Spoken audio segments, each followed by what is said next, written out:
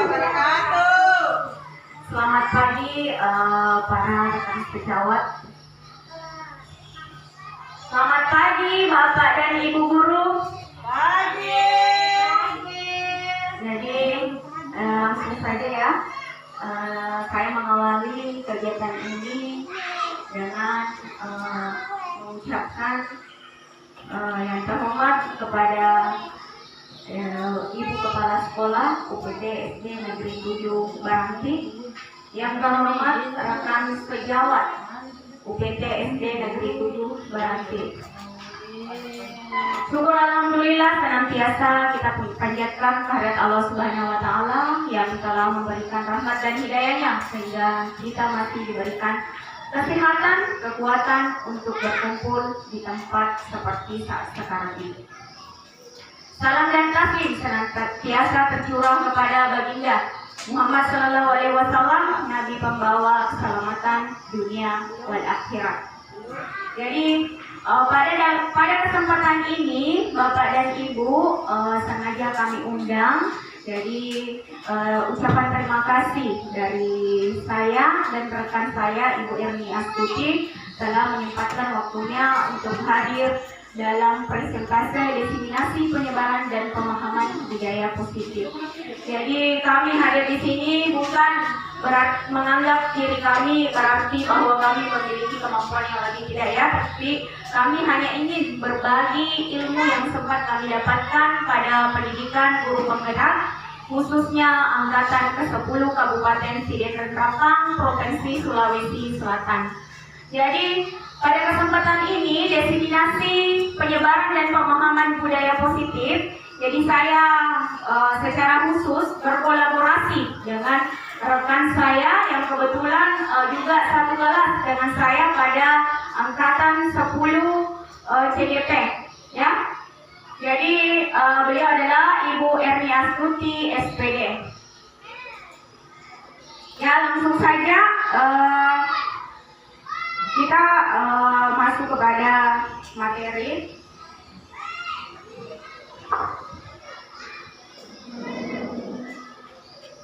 Adapun topik dalam kegiatan ini ada 6. Jadi topik dalam eksplorasi konsep yang pertama yaitu 2.1 disiplin positif dan nilai-nilai kebajikan universal. 2.2 teori motivasi, hukuman dan penghargaan, restitusi. 2.3 yakni keyakinan kelas, dan 2.4 kebutuhan dasar manusia dan dunia berkualitas. 2.5 ada restitusi 5 posisi kontrol. 2.6 ada restitusi yaitu segitiga restitusi. Jadi ini adalah 6 pokok pembahasan atau materi yang akan kami paparkan pada kesempatan hari ini. Namun sebelumnya kita melakukan ice breaking dulu untuk mencairkan suasana supaya kita lebih bersemangat lagi mengikuti materi yang akan kita bawakan pada pagi hari ini. Jadi Bapak dan Ibu guru silakan berdiri. Mungkin ada salah seorang guru yang bisa memimpin kita di depan. Coba Pak Mursali mungkin bisa ya memimpin ice breaking yang akan kita lakukan, ya. Bagaimana Bapak dan Ibu? Jadi ini ada di layar sudah dinampilkan, sisa kita mengikutinya saja gerakannya. Jadi silakan Bapak dan Ibu guru silakan berdiri dulu, ya, berdiri semua, ya. Coba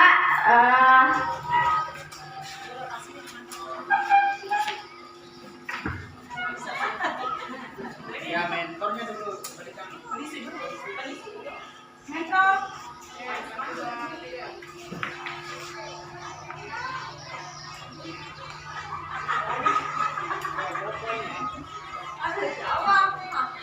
Jangan diputar-putar bertepuk tangan.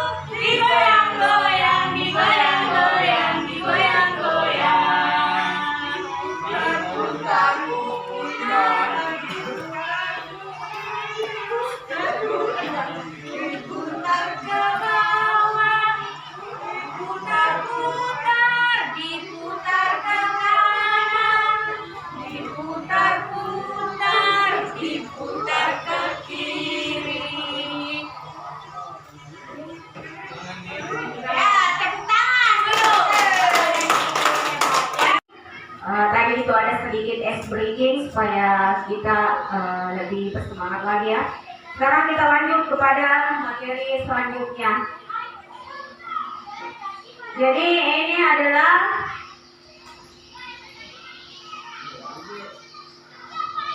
langsung saja kita masuk pada disiplin positif dan nilai-nilai kebajikan universal ya.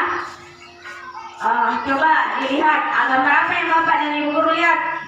Ada tangan mengepal. Coba dikasih naik semua tangannya Bapak Ibu. Silahkan dibuka tangannya, dibuka kepala tangannya, kemudian ditutup kembali ya. Jadi ditutup kembali ya, ditutup kembali Bapak Ibu guru.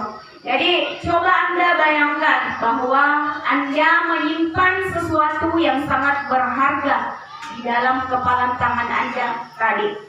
Jadi di mana Anda perlu menjaga benda tersebut dengan sekuat tenaga Anda, karena begitu pentingnya benda tersebut untuk kehidupan Anda. Jadi di sini sama halnya ketika kita mengajarkan kepada murid-murid kita, tentu saja sebagai seorang guru kita memiliki posisi kontrol ya. Jadi sesungguhnya kitalah yang akan menjadi kontrol untuk setiap aktivitas atau kegiatan murid kita di sekolah.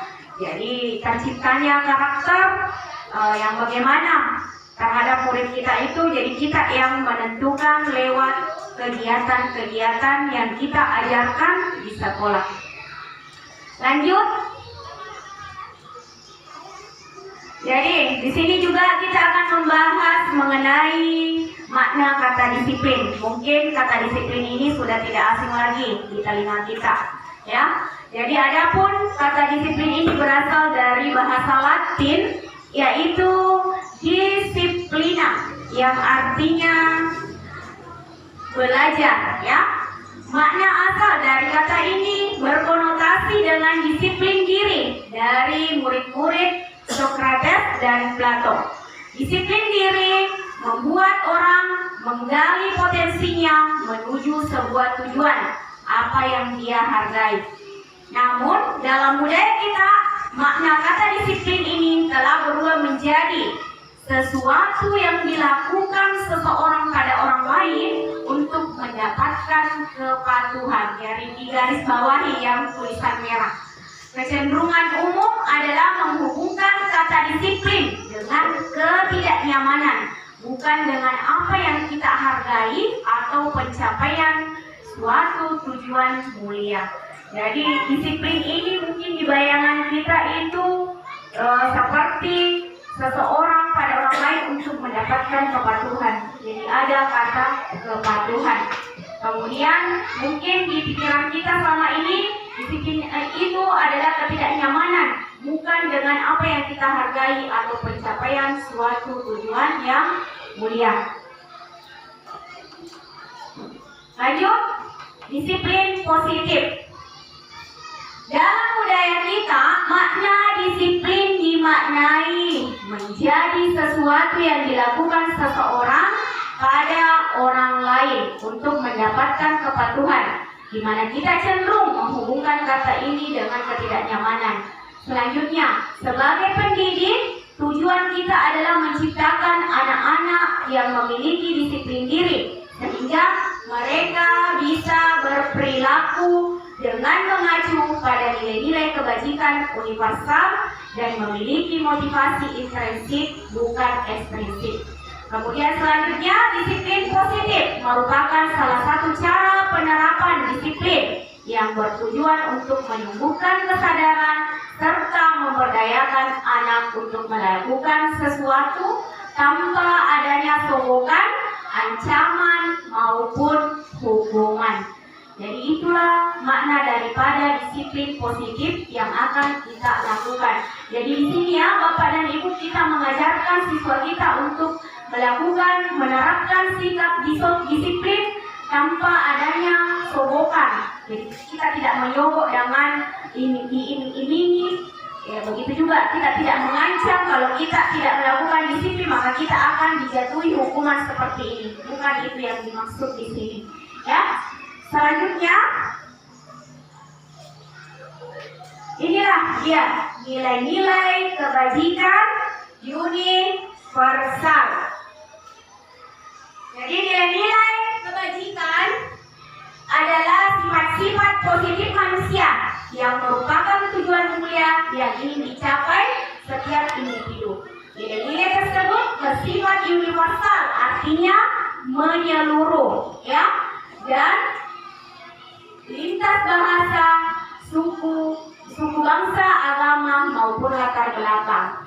Jadi di sini setiap perilaku perbuatan itu pada dasarnya memiliki suatu tujuan. Ini menurut anggapan atau pendapat dari Dr. William Glasser pada teori kontrol pada tahun 1984.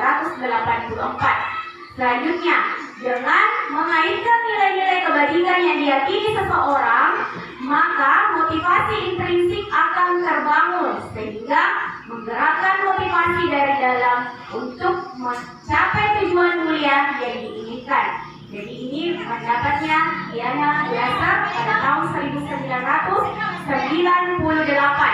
Selanjutnya, nilai-nilai kebaikan yang ingin dicapai oleh setiap anak Indonesia kita kenal dengan profil pelajar Pancasila. Jadi kata ini tentunya tidak asing lagi bagi bapak dan ibu guru, apalagi yang kelas 1 dan kelas 4 ya sudah menerapkan kurikulum Merdeka Belajar. Jadi tentunya kita sudah menerapkan profil pelajar Pancasila ini, di mana dalam profil pelajar Pancasila ada karakter yang ingin kita bangun pada diri peserta didik kita, yaitu kita menanamkan beriman, bertakwa kepada Tuhan Yang Maha Esa dan berakhlak mulia. Kemudian karakter yang kedua yang ingin kita terapkan yaitu mandiri. Selanjutnya bernalar kritis, berkebinekaan global, bergotong royong, kreatif. Jadi ini adalah sudah sesuai dengan profil pelajar Pancasila, ya. Selanjutnya ada teori motivasi, hukuman, dan penghargaan beserta dengan restitusi. Ya, jadi teori motivasi perilaku manusia. Ya, di sini dibedakan menjadi dua. Jadi teori motivasi ini ada dua, yaitu ada motivasi eksternal, artinya dia motivasi ini berasal dari luar diri kita. Kemudian ada motivasi internal yang merupakan motivasi yang berasal dari dalam diri kita sendiri. Ya, jadi ini motivasi eksternal ini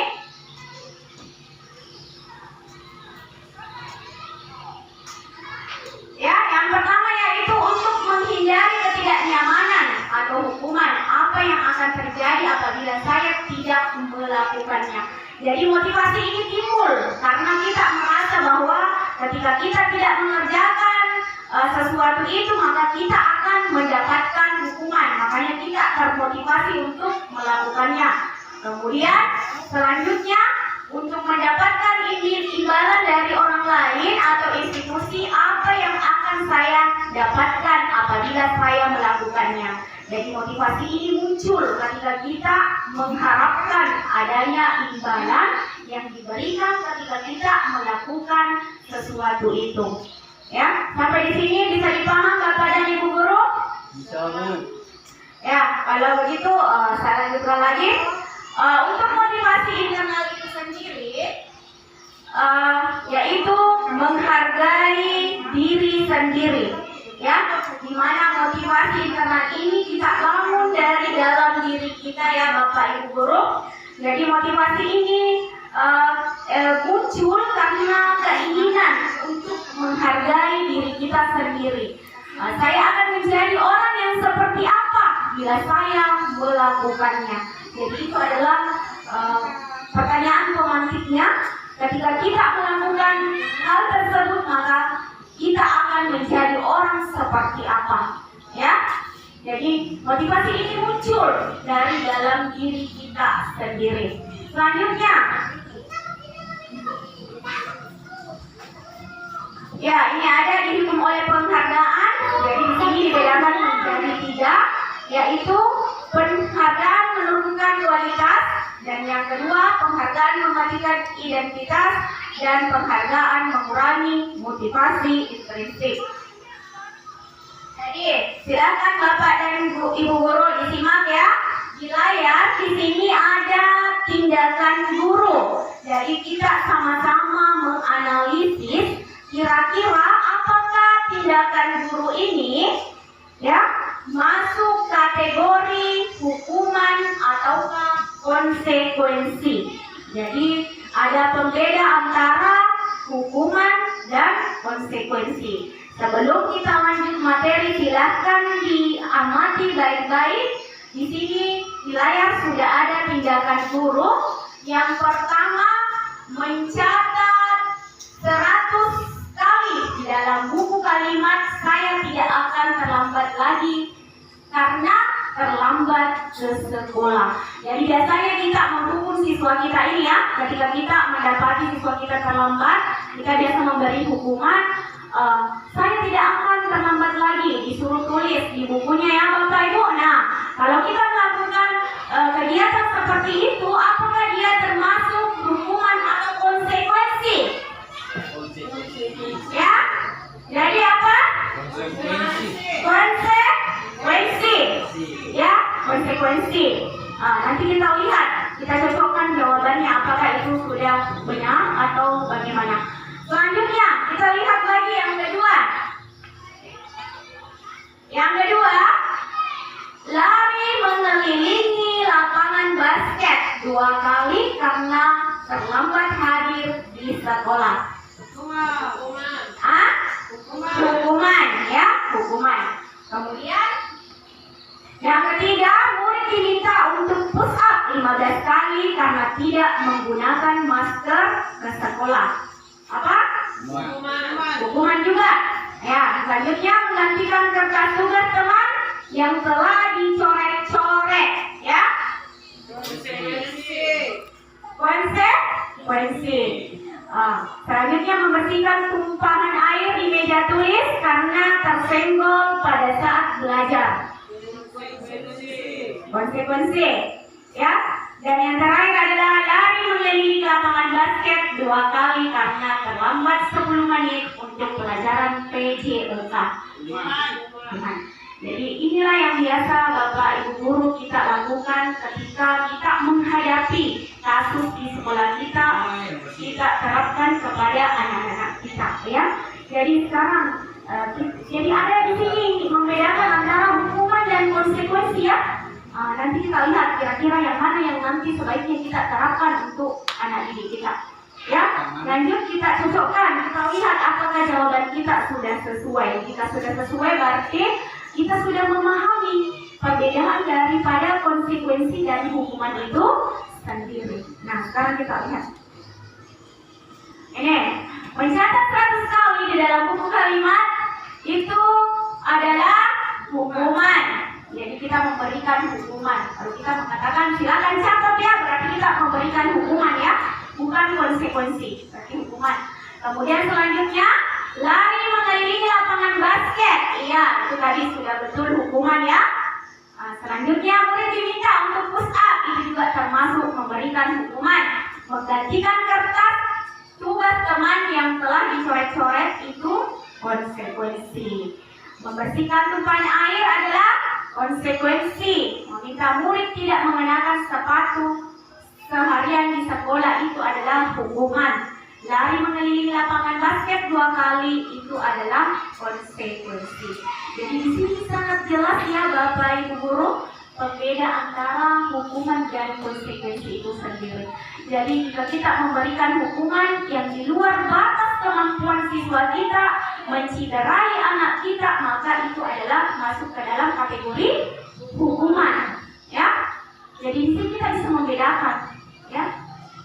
Selanjutnya, untuk konsekuensi itu sendiri biasanya kita berikan hanya untuk menyadarkan di mana letak kesalahan anak didik kita. Ya, nanti kita bahas lagi. Jadi ini seperti yang saya jelaskan, jadi ini ada perbedaan hukuman dan konsekuensi. Jadi bisa dilihat Bapak Ibu guru. Ya, silakan lihat ya. Untuk hukuman, sesuatu itu bersifat sesuatu yang menyakitkan dan harus terjadi. Jadi ini ada kata menyakitkan. Sementara konsekuensi itu sesuatu itu harus terjadi, tapi tidak menyakitkan. Iya, betul sekali, tidak menyakitkan. Selanjutnya, hukuman membuat anak sakit fisik maupun hati untuk jangka waktu yang lama. Jadi ketika kita memberikan hukuman kepada anak didik kita, itu menyakiti hati mereka dan mungkin bisa saja itu akan menjadi lama diingat oleh mereka, bahkan mungkin sampai mereka dewasa bahwa guru saya pernah menghukum saya melakukan seperti ini, ya. Sementara konsekuensi, jika kita memberikan konsekuensi, itu bisa membuat anak merasa tidak nyaman, tapi dalam jangka waktu yang pendek nih Bapak Ibu guru, ya.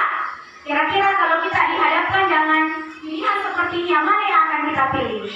Mungkin saja kalau kita memberikan hukuman, kita akan dibenci ya oleh siswa kita.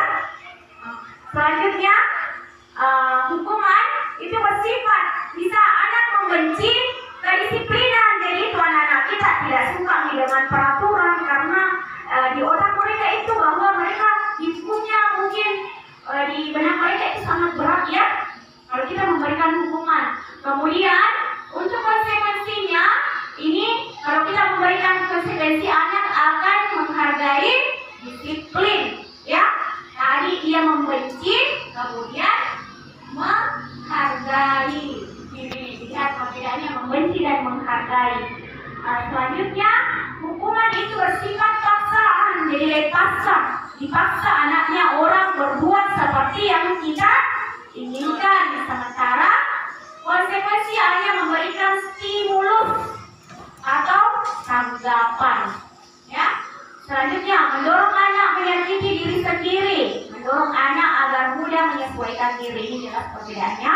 Kemudian untuk hukuman itu sifatnya konsep diri yang buruk. Jadi dikategorikan kalau kita memberikan hukuman itu merupakan konsep diri yang buruk. Kemudian kalau kita memberikan konsekuensi itu adalah konsep diri yang dianggap sudah baik ya. Anak belajar untuk menyembunyikan kesalahan. Ya, ini yang ditakuti oleh siswa kita. Dari kadang itu, ada ibu guru, kalau siswa kita melakukan kesalahan, anak-anak itu terkadang dia takut, ya. Nggak tahu sih takut mengakui kesalahannya. Karena apa? Ada di bayangan mereka bahwa saya akan dihukum lagi, ya. Jadi ini mendorong anak untuk berkata tidak jujur, ya, tidak mau mengakui kesalahannya karena adanya hukuman tadi. Tapi kalau kita memberikan konsekuensi, anak itu akan belajar untuk mematuhi peraturan itu tanpa adanya paksaan. Oke? Selanjutnya, marah, ya. Marah, rasa bersalah, merasa dibersalah. Kemudian dia merasa dipermalukan, merasa tidak dihargai. Jadi itulah perasaan murid kita ketika kita memberikan hukuman, inilah yang dia rasakan. Jadi ada rasa marah, makanya kadang siswa ada yang ingin sampai memukul tangannya, ingin melawan kita, ya, ingin melawan kita karena merasa mungkin dia dipermalukan, tidak dihargai, ya. Selanjutnya, ini ada kehilangan hak, dibuat tidak nyaman, diasingkan untuk sementara. Jadi jelas sekali ya perbedaannya. Jadi kalau diberi pilihan mungkin Bapak Ibu antara kita memberikan hukuman dan konsekuensi, sudah jelas pastinya kita akan memilih konsekuensi, ya. Jadi sampai di sini bisa dipahami perbedaan antara hukuman dan konsekuensi. Apa yang mau ditanyakan Bapak Ibu guru? Mungkin terkait kasus di kelas yang mungkin kita hadapi, bisa kita pecahkan bersama-sama di sini, ya. Kalau sudah mengerti, berarti kita lanjut kepada materi selanjutnya, ya. Nah, ini apa itu restitusi? Ya, mungkin ini kata yang jarang kita dengar, apa itu restitusi. Jadi inilah yang akan kita dapatkan dengan mengikuti seminar ini, yaitu restitusi adalah proses menciptakan kondisi bagi murid untuk memperbaiki kesalahan yang mereka lakukan sehingga mereka bisa kembali pada kelompok mereka dengan karakter yang lebih kuat, Bapak Ibu Guru. Jadi ini ada lagi langkah yang bisa kita tempuh selain memberikan hukuman dan konsekuensi. Ada lagi yang lebih dahsyat ternyata, yaitu restitusi. Mungkin sudah ada bayangannya kira-kira apa yang lebih dahsyat daripada dua itu. Ya, nah, bisa kita lihat ini. Jadi ini ada dua identitas ketika kita menghadapi suatu kasus di sekolah. Ada dua identitas. Yang pertama yaitu ada identitas gagal. Tentunya kita tidak ingin dianggap sebagai guru yang gagal, ya. Yang kedua ada identitas yang dapat dikatakan berhasil, ya, atau sukses. Ketika kita memberikan hukuman, maka kita dianggap gagal karena alasannya ini, Bapak Ibu Guru, sesuatu yang menyakitkan, tidak nyaman, korban mendapatkan keadilan, murid anak akan merasa tersakiti, perilaku pasif, agresif, bahkan meningkat, ya. Sistemnya juga tidak akan berjalan bila murid itu tidak takut, karena mungkin kebiasaan kita memberikan hukuman, ya. Jadi mereka menganggap mereka tidak akan takut lagi, ya. Kemudian peraturannya adalah kamu harus.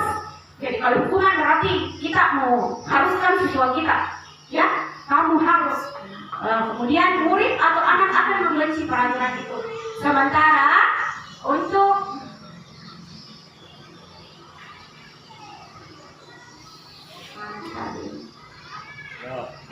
untuk konsekuensi itu tadi sudah Ibu jelaskan juga, ya. Ini tidak sesuatu itu harus terjadi, tidak nyaman, korban bisa diabaikan, murid anak dibuat tidak nyaman, penguatan hanya bertanya dan jangka waktu yang pendek. Sementara kita fokus kepada tindakan restitusi itu. Jadi tolong Pak Irwin dikasih naik dulu sedikit. Jadi restitusi itu merupakan pilihan, ya. Jadi kita memberikan pilihan kepada anak yang melakukan kesalahan. Jadi kita tidak membuat anak itu merasa tidak nyaman dalam jangka waktu yang panjang, dalam jangka waktu yang pendek, tetapi kita memberikan pilihan kepada mereka. Kemudian korban mendapatkan ganti. Kalau yang ini mungkin tidak mendapatkan keadilan, merasa dirinya diabaikan. Kalau yang ini dia mendapatkan ganti. Jadi ada penggantinya. Kemudian selanjutnya murid akan mendapatkan penguatan, ya. Dan selanjutnya adalah masalah yang dihadapi terpecahkan. Masalahnya terpecahkan, murid belajar bertanggung jawab untuk perilakunya, fokus pada pemecahan masalah dalam jangka waktu yang panjang. Kemudian apa yang kamu yakini? Ya, jadi itulah pertanyaan yang mungkin bisa kita lontarkan, ya. Ya, kembali lagi sedikit Pak Edwin.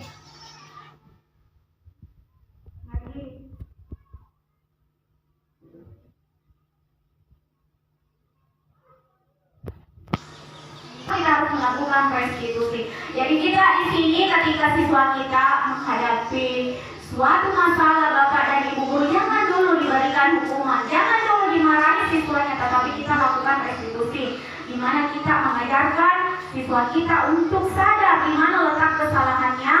Kemudian kita duduk secara bersama-sama membahas masalah apa yang dihadapi, kira-kira solusinya seperti apa, ya.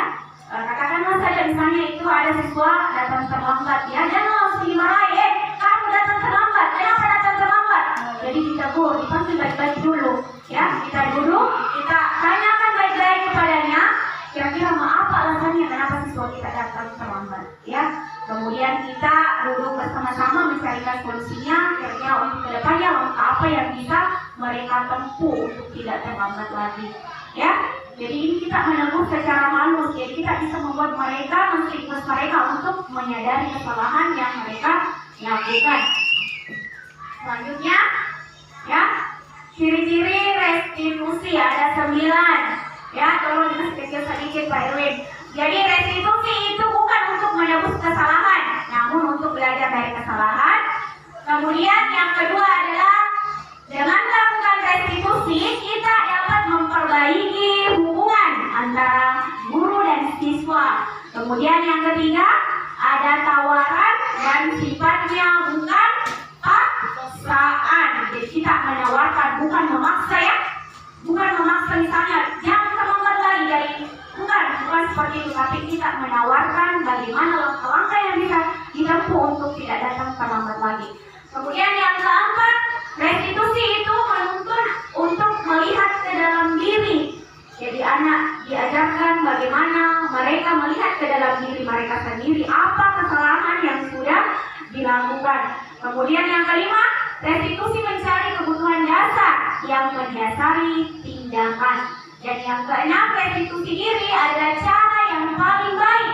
Jadi dibandingkan tadi itu memberikan hukuman, konsekuensi, lebih baik ini diadakan restitusi. Karena merupakan anak-anak sekarang itu mungkin mengalami kemerosotan, mungkin karena ada berbagai faktor, maka itu sangat penting untuk kita melakukan restitusi. Selanjutnya, restitusi itu fokus pada solusi. Jadi ada solusi yang ditawarkan, bukan cuma sekadar ditegur, tetapi ada solusi yang ditawarkan. Ya. Selanjutnya, restitusi itu mengembalikan murid yang berbuat salah pada kelompoknya. Jadi dia bisa tahu di mana letak kesalahan mereka, apakah pelanggaran yang mereka lakukan, ya, di mana letak pelanggarannya. Di situ kita memberitahukan di mana posisi, apakah melanggar peraturan itu berat, apakah ringan, ataukah sedang. Nah, yang tidak kalah pentingnya, Bapak dan Ibu guru, yang harus kita lakukan terkait penanaman atau penerapan budaya positif di sekolah, sebaiknya kita membuat keyakinan kelas, ya. Keyakinan kelas yang harus kita buat untuk membangun budaya positif kedisiplinan di sekolah. Jadi ini bisa kita tempuh membuat keyakinan kelas. Keyakinan kelas, hukuman dan penghargaan. Mengapa tidak peraturan saja Bapak dan Ibu guru? Mengapa harus keyakinan kelas? Inilah alasannya. Sama halnya ketika kita mengatakan atau menanyakan mengapa kita memiliki peraturan harus menggunakan helm jika mengendarai kendaraan roda 2. Mengapa kita memiliki peraturan 3M, menggunakan masker, mencuci tangan dan menjaga jarak 1,5 meter, dan mengapa kita memiliki peraturan harus datang tepat waktu pada saat mengikuti pelatihan. Jadi sama kalau kita mengatakan itu, mengapa tidak peraturan saja, mengapa harus keyakinan kelas. Nah, untuk mendukung motivasi intrinsik, kembali lagi kita ke nilai-nilai.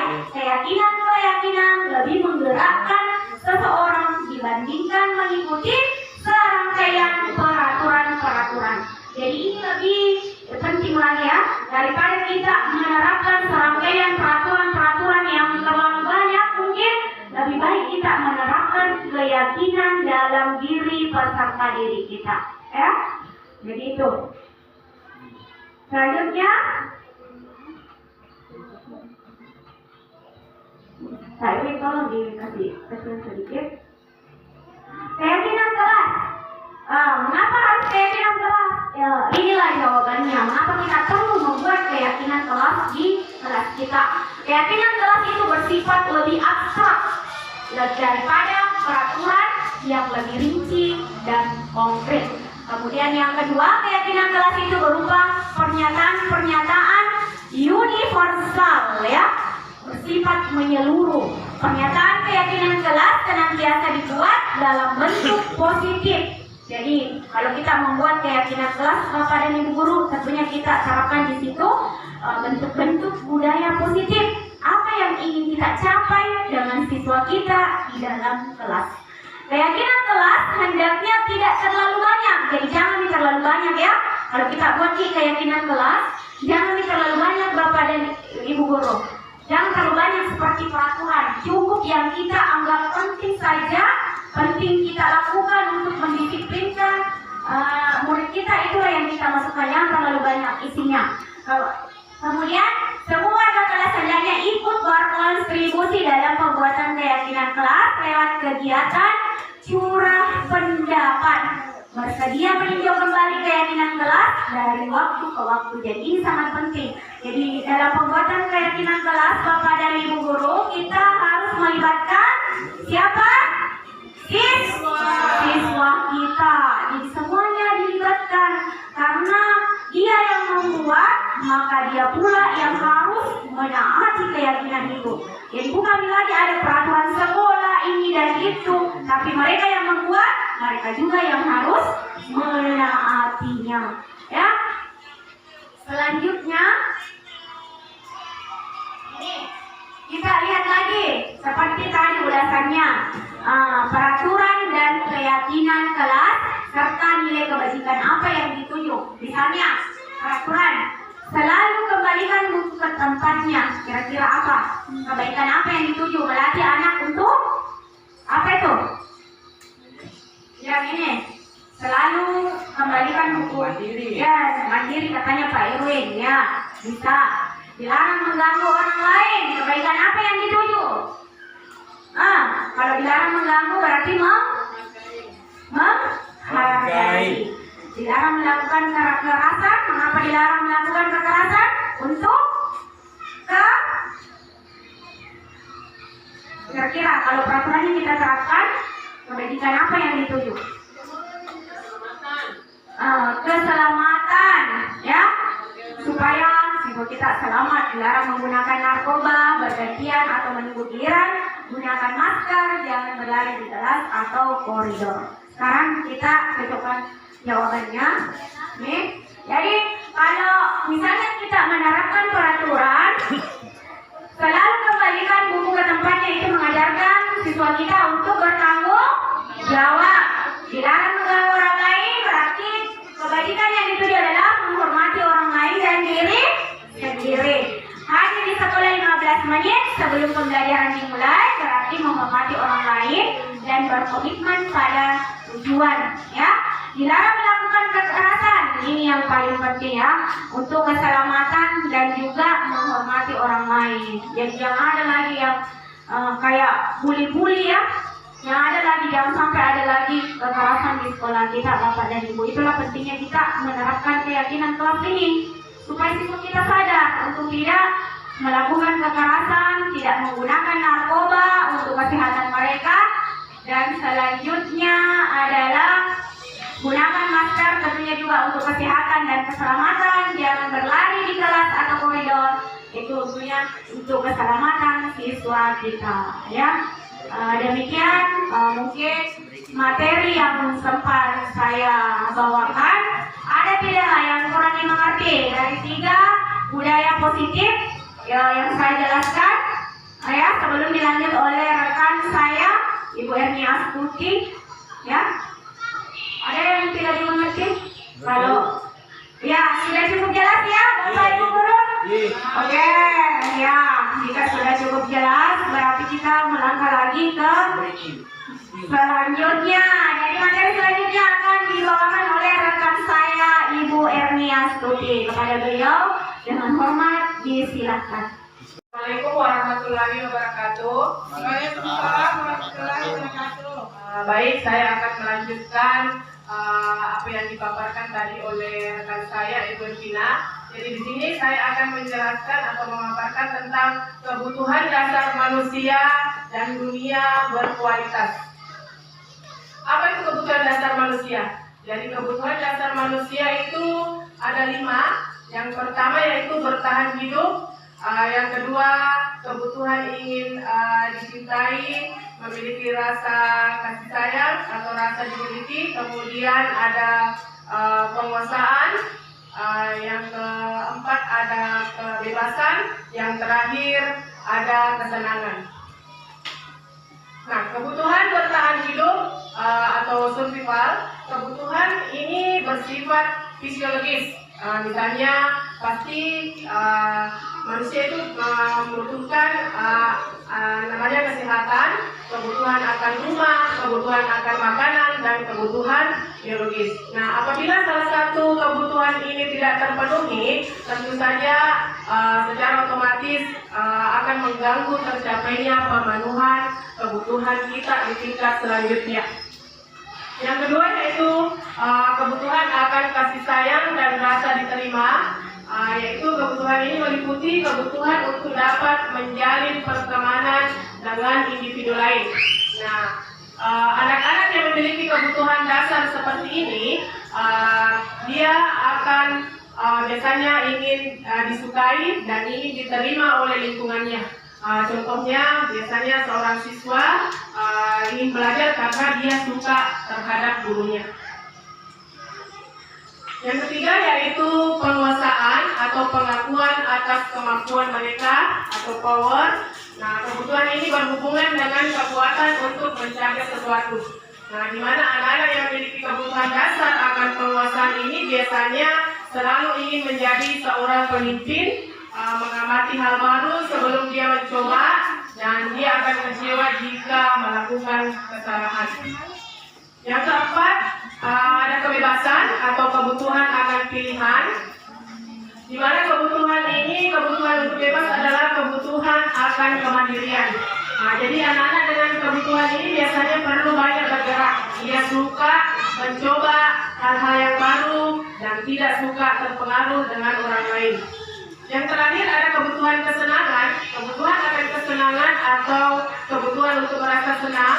Biasanya anak-anak di sini kebutuhan untuk mencari kesenangan yaitu ingin menikmati apa yang dia lakukan. Mereka suka dengan hal-hal yang berupa permainan, mengoleksi barang-barang, atau suka bergurau, bercanda-gurau dengan temannya, suka melucu dan menggemaskan. Nah, selanjutnya ada 5 posisi kontrol manusia. Nah, Bapak dan Ibu, 5 posisi kontrol manusia di sini. Yang pertama ada posisi kontrol sebagai penghukum, di mana posisi kontrol ini kita menggunakan hukuman fisik maupun hukuman verbal. Nah, hukuman fisik di sini seperti halnya mencubit, memukul siswa, menampar dan sebagainya. Kalau hukuman verbal biasanya berupa kata-kata yang kasar, kata-kata yang membuat anak merasa dirinya sangat tidak dihargai. Kemudian yang kedua ada membuat orang merasa bersalah. Nah, posisi ini kita menggunakan keheningan yang membuat orang lain merasa tidak nyaman atau merasa bersalah dan rendah diri. Yang ketiga, posisi sebagai teman. Di mana di sini menggunakan hubungan baik dan humor untuk mempengaruhi seseorang. Jadi di sini kita bisa bercanda-bercanda dengan peserta didik kita. Kemudian yang keempat ada sebagai posisi kontrol monitor atau pemantau, di mana di sini yaitu mengamati perilaku berdasarkan peraturan dan konsekuensinya. Yang terakhir posisi kontrol sebagai manajer. Posisi kontrol sebagai manajer di sini yaitu berbuat sesuatu bersama dengan murid, kemudian mempersilahkan murid untuk mempertanggungjawabkan perilakunya atau perbuatannya dan mendukung murid agar dapat menemukan sebuah solusi. Oke, Bapak dan Ibu, kira-kira di antara kelima posisi kontrol ini, yang mana kira-kira yang Bapak Ibu sering lakukan kepada peserta didik kita? Kira-kira yang mana sering Bapak Ibu lakukan, yang mana sering Bapak Ibu berikan kepada anak didik kita? Apakah sebagai penghukum, apakah sebagai pembuat orang merasa bersalah, sebagai teman, atau pemantau, atau manajer? Sebagai teman. Ya, kebanyakan sebagai teman ya. Oke, jadi sebagai teman itu yaitu menggunakan hubungan baik atau berhubung-hubung, bercanda gurau untuk mempengaruhi peserta didik kita. Nah, contoh kalimat dalam posisi kontrol. Nah, sebagai penghukum. Di sini sebagai penghukum biasanya kita menggunakan kalimat-kalimat yang bisa membuat peserta didik kita merasa dirinya sangat bersalah. Contohnya, patuhi aturan saya atau awas. Bisa juga menggunakan kamu selalu saja salah. Selalu, pasti selalu yang terakhir selesai. Jadi kalimat-kalimat seperti ini adalah contoh-contoh kalimat penghukum. Jadi ini adalah contoh kalimat verbal, ya, hukuman verbal dengan menggunakan kata-kata. Kemudian yang kedua ada membuat orang merasa bersalah. Jadi di sini biasanya kita menggunakan kalimat-kalimat ibu sangat kecewa sekali dengan kamu. Atau bisa juga berapa kali bapak harus memberitahu kamu ya. Bisa juga dengan gimana coba kalau orang tua kamu berbuat begini. Nah, inilah kalimat-kalimat yang biasa kita lontarkan ketika kita menggunakan posisi kontrol membuat orang merasa bersalah. Kemudian yang ketiga ada sebagai posisi kontrol teman. Kalimat yang biasa digunakan yaitu ayo bantulah demi bapak ya. Kemudian bisa juga ayo ingat tidak bantuan bapak selama ini. Tidak ingat bantuan bapak selama ini. Yang terakhir ya sudahlah kali ini tidak apa-apa nanti ibu bantu bereskan. Yang keempat ada sebagai pemantau, posisi kontrol pemantau. Kalimatnya bisa dengan peraturannya apa atau apa yang telah kamu lakukan dan sanksi atau konsekuensinya apa jika kalian berbuat kesalahan. Nah, yang terakhir ada sebagai manajer, kalimat-kalimat yang biasa kita lontarkan yaitu apa yang kita yakini. Nah, kita bisa mengingatkan kembali ke siswa kita tentang keyakinan keras yang sudah mereka buat. Kemudian ada juga apakah kamu meyakininya? Nah, jika kamu meyakininya, apakah kamu bersedia untuk memperbaikinya? Bisa juga dengan jika kamu memperbaiki hal ini menunjukkan apa tentang dirimu dan apa rencana kamu untuk memperbaiki hal ini. Jadi dari kalimat-kalimat seperti ini kira-kira yang mana yang paling bagus kita gunakan, yang mana yang paling bagus untuk kita terapkan ke anak didik kita Bapak Ibu. Dari kalimat-kalimat yang ini tadi.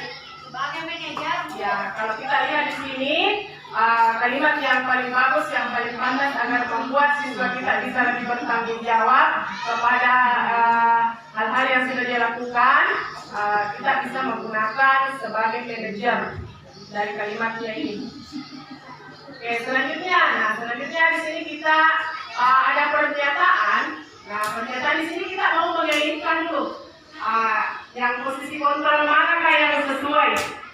Misalnya yang pertama, saya kecewa sekali dengan kamu. Kira-kira Bapak dan Ibu, pernyataan ini posisi kontrol apakah yang sesuai? Apakah sebagai teman? Apakah sebagai penghukum? Pembuat merasa bersalah?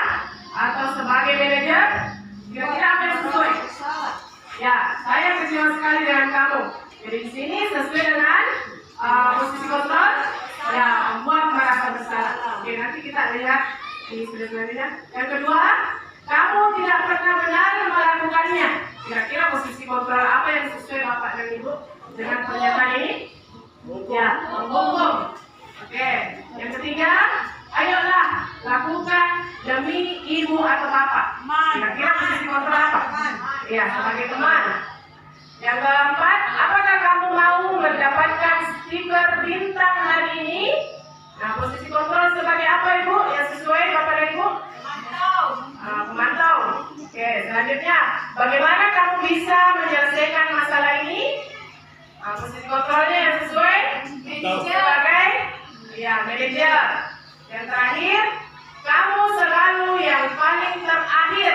Nah, ini sesuai dengan posisi kontrol yang mana Bapak dan Ibu? Kamu selalu yang paling terakhir. Ya, sebagai penghukum. Oke, baik.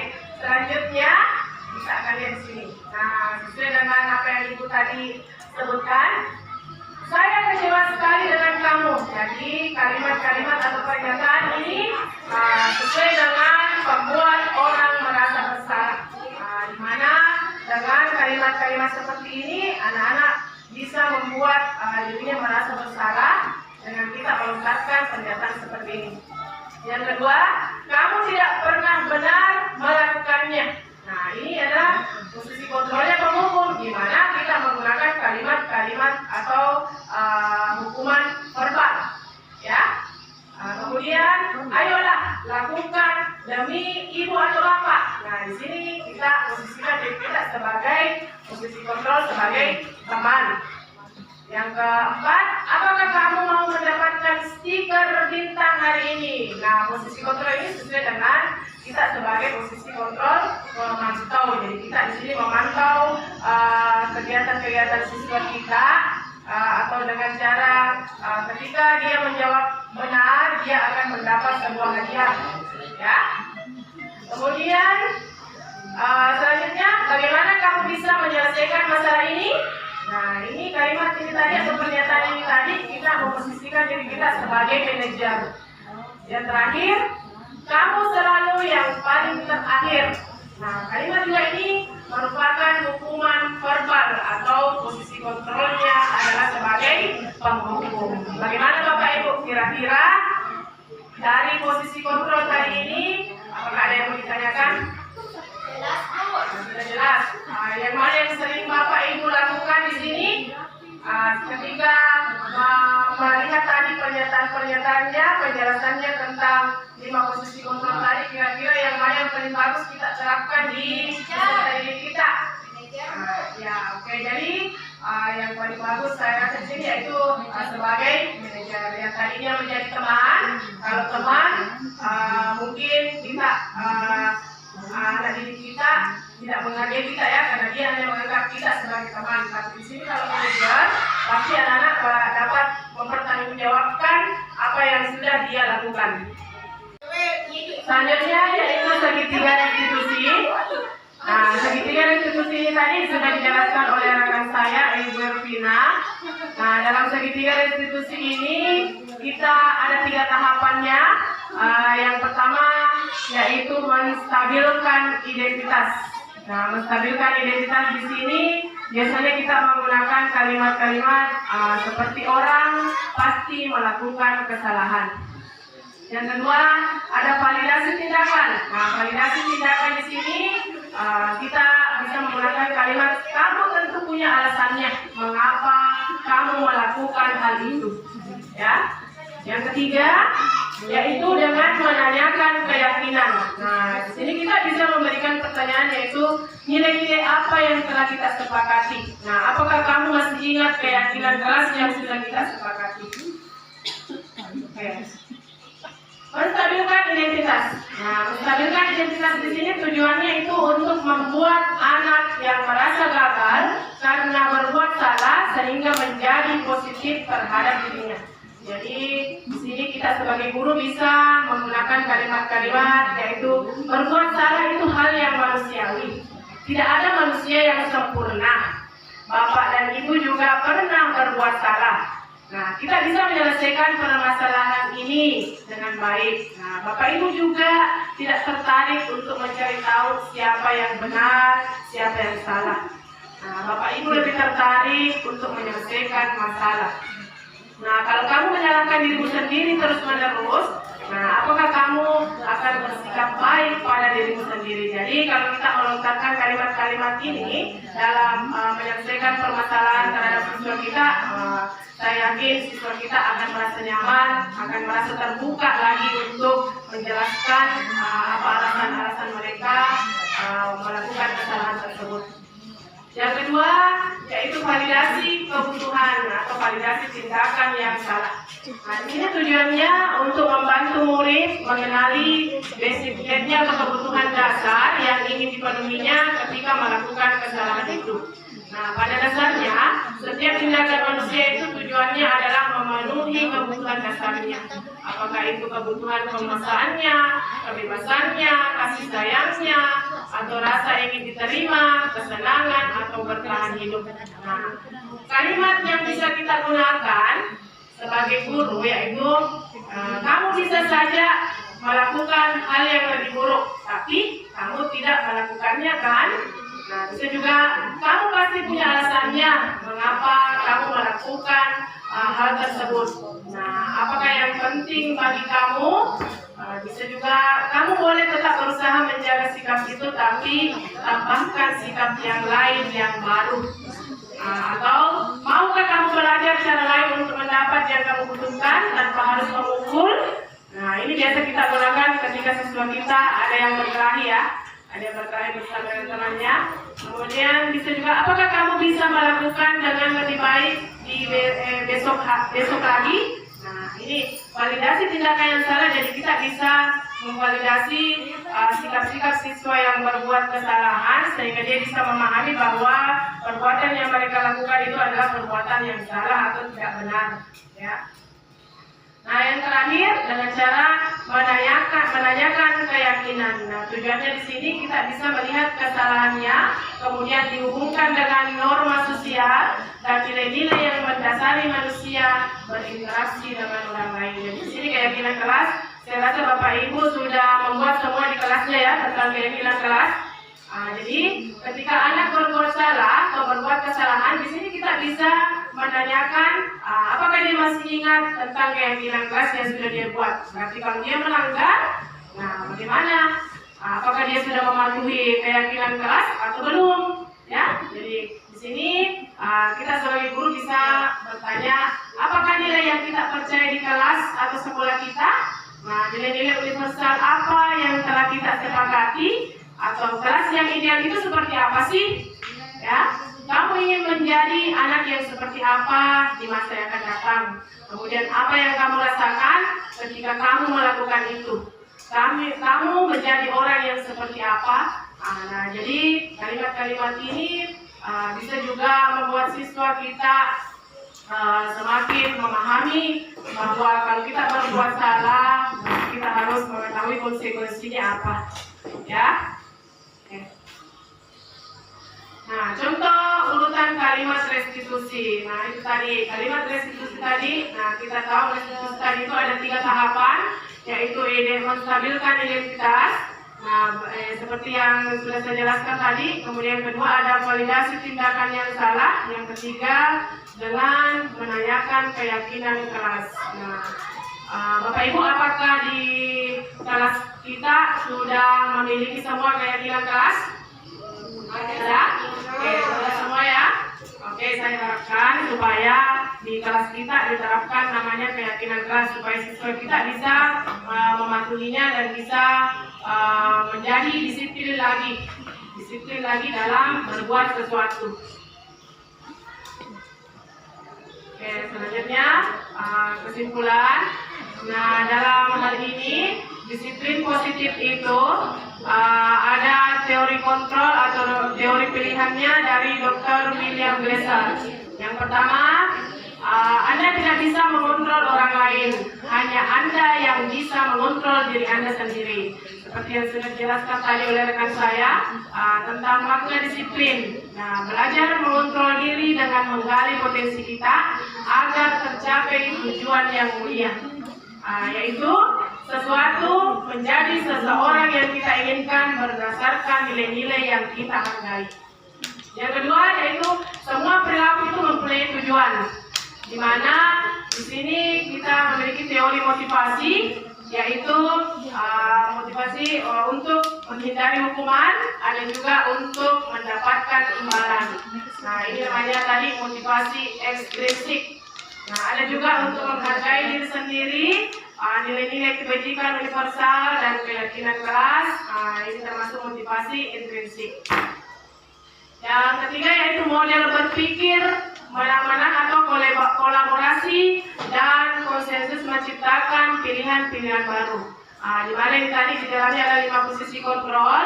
Ada penghukum, membuat merasa bersalah, sebagai posisi kontrol sebagai teman, sebagai pemantau, sebagai manajer, dan ada tadi segitiga restitusi yang terdapat 3 tahapan, yaitu tadi menstabilkan identitas, yang kedua validasi tindakan yang salah atau validasi kebutuhan, yang ketiga yaitu dengan cara menanyakan keyakinan. Yang terakhir ada realitas atau kebutuhan kita berbeda. Kita berusaha memahami pandangan orang lain tentang dunia. Nah, setiap orang itu pasti memiliki gambaran yang berbeda. Nah, ini kan berhubungan dengan 5 kebutuhan dasar manusia, yaitu tadi manusia itu pasti memiliki kebutuhan bertahan hidup, kebutuhan tentang penguasaan, kebutuhan akan kasih sayang dan rasa diterima, dan kebutuhan akan kesenangan atau kebebasan. Baik, bagaimana Bapak Ibu tentang materi tadi yang sudah dibawakan oleh rekan saya dan saya sendiri. Mudah-mudahan apa yang sudah kami jelaskan tadi, sudah paparkan tadi, dapat Bapak Ibu laksanakan di kelas kita masing-masing dan dapat kita terapkan untuk peserta didik kita atau anak didik kita. Oke, saya rasa cukup sekian. Lebih dan kurangnya mohon dimaafkan. Wabillahi taufiq wal hidayah. Assalamualaikum warahmatullahi wabarakatuh. Waalaikumsalam warahmatullahi wabarakatuh.